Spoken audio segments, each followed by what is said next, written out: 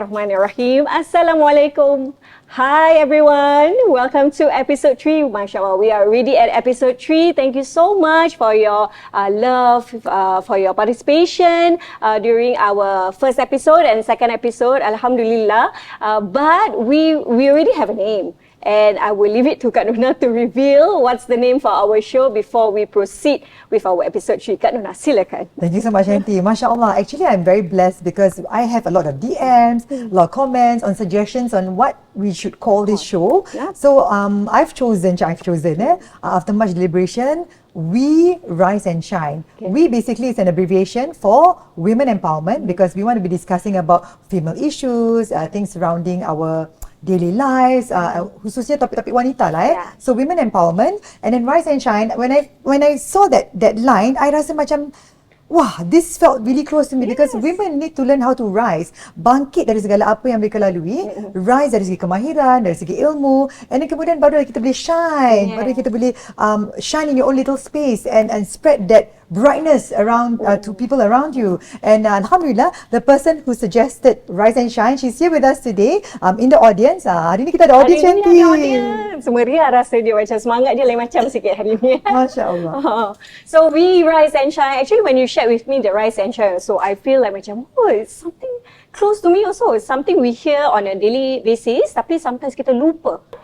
Since we have the audience in the studio today with us kan, jadi kita nak tahulah terlebih dahulu, what does women empowerment means to you, to me, and to them also. Maybe we can start with you, Kak Nona. What do you think? What do you think women empower? I mean, like, what do you think defines women empowerment? Okay, perkataan tu besar. Women empowerment, memperkasakan wanita. I'm very blessed because I grew up in an environment where there's a lot of strong women around me. My mother was a single parent, my grandmother was a single parent as well, and then I've got really beautiful female figures around me, and I've seen how these women brave through adversities. Walaupun mereka dalam keadaan yang susah, tapi mereka tak pernah kata orang ni mengeluh, mereka bangkit. I grew up in a poor family, but all these women around me gave me the spirit to continue to do well and shine in my own little capacity. Jadi, I rasa penting sebagai seorang wanita untuk memperkasakan diri dengan ilmu, dengan kemahiran, dengan semangat untuk terus bangkit dan teruskan kehidupan. Because in a world where there's so much noise, there's so much competition, kadang-kadang dengan kawan best friend pun boleh competition. Yes, betul. Kau tinggal mana? Aku tinggal rumah 2 tingkat. Aku rumah 3 tingkat. Macam tu. Kadang-kadang pun macam tak perlulah kan. Dia pakai tudung baru. Dia ada tudung baru. Tudung baru. Apa? I nak tudung yang macam itulah. So even the little things can be a competition, I feel. Jadi I nak satu ruang untuk wanita ni rasa, I'm not here to compete with you. I'm actually here to compliment you and to support you in whatever that you want to do. I think we need to be able to have that mindset that we're not here for competition, but we're here to rise and shine together. Yes, I think it's important juga untuk kita adakan mindset that kita kena husnuzon selalu kan. Macam selalu kalau I ever come across a video that says, atau an ustaz who actually shared, dia kata kalau macam kita ada that feeling, tiba-tiba macam rasa jealous atau macam wah, dia dah ada rumah besar, dia ada anak 5 atau macam mana. There's a doa that we can actually atau apa balasan yang ungkapan yang kita boleh katakan supaya itu menjadi satu doa buat dia dan juga buat kita sendiri.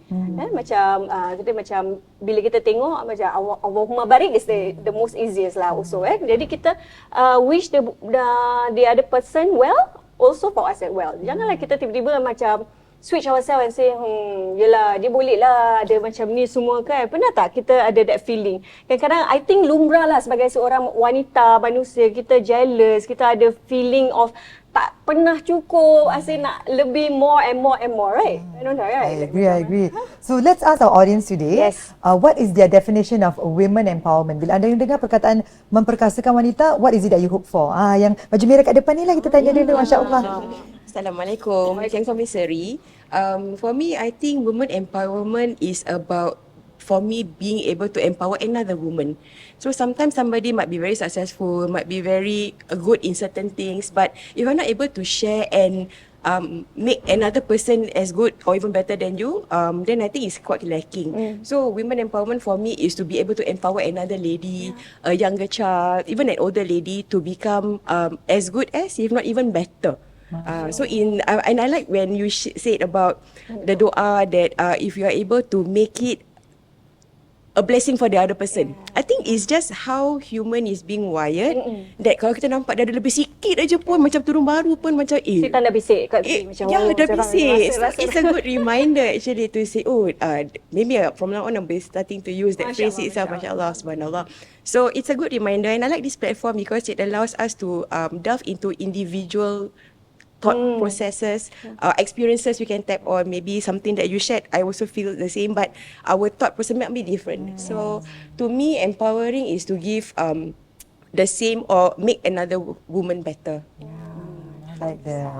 Oh, nice kita dapat dia energy, woman energy kat dalam studio hari ini. Okey. Yang berbaju hijau. Masya-Allah. Ini seorang wanita yang hebat ni. Betul. Kalau you kenal her personally, she has gone through so much, masya-Allah. Okay. Assalamualaikum. Okay, bismillah. Shalina, I can call me Shah. Okay, I think actually for me, woman empowerment is because I came from a background. I mean, I'm really 47 now, 5 kids. I have 2 sets of kids, grown up and little ones. Yeah, so I went through a lot of experience. I ever been a single mother before, and I got married again. So I met a lot of women where they do not have channel where to pour out, sometimes ada masalah ni masalah itu, but they doesn't know where to go to. And then like just how we discussed, like, they go to counselling or therapy, for them is a taboo. And I have a friend who also she's a therapist also. I even there come a time where I thought I do not need all this too for myself. But actually when I sent my eldest daughter to a therapist because she has an issue during her poly time, the therapist came to me and said, "Mommy, I think you have something in you too." Yeah, so because it can be genetic too. The depression, all this also can be genetic. So from there, I learned that probably I am strong enough that I actually can control myself, go through life without thinking of suicidal. I do not want to give that as an excuse. Tapi I keep on rise above all the storm. I jatuh, I bangun balik. I jatuh, I bangun balik. But then when I realized not every woman knows how to do that. Yeah, so and people thought and women always come to me and tell me, Kak Shah, I'm a failure. I can't do this. You can, but I cannot. But I always tell them I come from a background where I always feel I cannot do. I'm actually I'm an introvert. I do not dare to speak. But when people look at me and they say, but you are different, I say, yeah, because you grow up, you need to change. Yeah, so I think this is a good space. I can call it as a safe space for women to be empowering each other and complement each other. Not about, because now social media can kill, kalau kita tak pandai pakai social media. Betul. It's actually kids are watching. And then, to me now is that we need to face-to-face talk. You need to go to the right channel. Yeah, you need support. Yes, yeah. Thank you so much for sharing. MashaAllah, Alhamdulillah. We have women from all walks of life also to come and share with us macam apa our experience as well. And when Shah shared with me, I feel like, which is true, sometimes macam before this I shared kan, macam kita tak tahu who needs that landing year to just dengarkan. Kadang-kadang macam kita nak berbual to somebody, kita tak tahu mak kita dah cukup stres ke, or somebody yang kawan pun kadang-kadang tikam dari belakang juga. So kita don't know where to pour. When you mention the word pour, the emotions out. And as a woman, kita suka bottle up our emotions. And at the end of the day, meletup lepas tu, and then we don't know how to rise. I agree because I think I've also been through many phases in my life. Macam Syah kata tu, jatuh bangun, memang ada. Tapi I think apa yang bezakan wanita yang kuat dan wanita yang tak seberapa kuat is how fast you rise after you've fallen. And I think I want to empower women with that skill. Because I do know women who have husbands who walked out the marriage and they feel that is the end of their life. Macam dia tak boleh teruskan kehidupan pasal suami dia dah tak ada, dia sekarang janda. Dan ramai wanita tak suka stigma janda tu. It's sad, na'udzubillah, I don't want to ever go through it, but I don't know what that person is going through it herself, but when I look at her, I feel that there is space for you to move forward because you have a child and you need to move forward because of that child. So kita nak kena empower and push each other, women, to have these skills to be able to know, yes, my husband's not there, but that doesn't mean life is the end, I need to move forward. Jadi betul, safe space ni untuk kita bincang apa yang kita boleh perbaiki sebagai wanita, sebagai seorang muslimah. Because macam kita pernah bincang kan, everybody's taubat is different. Kan, jadi kita macam ada proses-proses kita, takkan tiba-tiba macam kau tak pakai tudung nanti masuk neraka. Tak boleh lah macam tu kan, Masya Allah. Because Allah beri kita ruang untuk bertaubat. Jadi bila kita lihat orang yang mungkin kita rasa tak macam kita sekarang ni, kita tak boleh lihat dia macam dia kurang daripada kita, tetapi kita lihat dia dengan ihsan, dan semoga apa yang kita ada ni menjadikan dia satu inspirasi untuk dia juga berubah. I tell you honestly, dulu I tak berhijab kan. Jadi tak berhijab kan. Tapi I am so lucky because I am around women who berhijab masa tudung besar punya. And at that point I macam rasa walaupun mereka bertudung besar, mereka jaga aurat dengan teliti, tapi mereka tak pernah buat saya rasa kurang. They've never made me feel any lesser. They treat me with kindness and they don't look at me macam rambut blonde tak ada. Macam dulu kan macam rambut blonde macam colour-colour sikit kan. Tapi mereka orangnya baik, and I macam Masya Allah, the religion is so beautiful because they never made me feel any lesser. But of course over time I rasa macam okay, maybe nak kena pakai tudung tak, macam malu sendiri kan. Jadi timbul rasa sedar diri tu dan keinginan untuk menjadi muslimah lebih baik. And I tell you honestly, what I am today is really partially because of all these people around me as well. Kerana mereka memberi saya inspirasi bahawa kita ingin menjadi seorang muslimah yang lebih baik. Adakah itu antara magic skill or trick and treat tips yang Kak Nona have to that you said that you wanted to share with women how to deal with falling and rise even faster? Betul. I rasa you kena jadi contoh dahulu. Bukan menjadi seseorang yang kata orang ni nak enforce. Ada orang kan macam dia orang suka enforce. Macam kau tak solat 5 waktu tak boleh tau, berdosa tau. Kat Quran kata kena solat 5 waktu. Faham. Tapi everybody have their own challenges.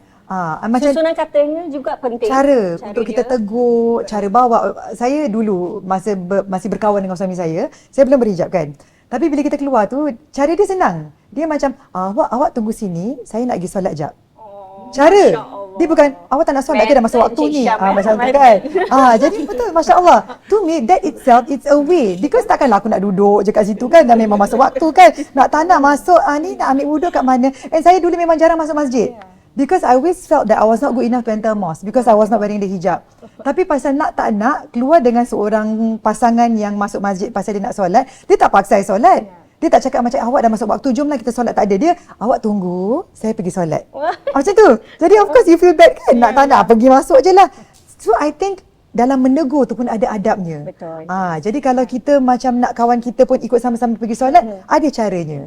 Dan we need to be that kind of women. Tapi macam mana juga for us women to tegur our friends ke yang tengah having downfalls or trying to get up and rise even better. Macam mana kita nak tegur? I think ini adalah topik yang maybe kita boleh kupaskan sendiri lah. Macam if we know of a friend yang sekarang ni dalam dilema yang tak kuat, yang rasa macam diri dia is a failure like you shared just now.